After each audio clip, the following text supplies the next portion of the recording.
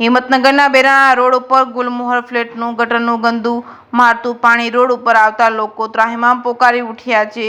તેમ છતાં તંત્ર ઘોર નિંદ્રામાં છે। રોગચાળો ફેલાય તેવી શક્યતા છે। સાબરકાંઠા જિલ્લાના હિંમતનગર બેરાણા રોડ ઉપર આવેલા ગુલમોહર હાઇટ્સ ફ્લેટનું દુર્ગંધ મારતું ગટરનું પાણી જાહેર રોડ ઉપર આવતા લોકોને અવરજવર કરવામાં ભારે મુશ્કેલીનો સામનો કરવો પડી રહ્યો છે। આ રોડ ઉપર 3 જેટલી સ્કૂલો આવેલી છે, જેથી ટ્રાફિક પણ વધારે પડતો રહે છે। તેમ છતાં હિંમતનગર નગરપાલિકા અને આરોગ્ય વિભાગ કાર્યવાહી કરવામાં નિષ્ફળ નીવડી છે, તો બીજી તરફ ગુલમોહર હાઇટ્સના વળાંકમાં જ ગંદુ દુર્ગંધ મારતું પાણી એકઠું થવાના કારણે રોડ પણ તૂટી ગયો છે।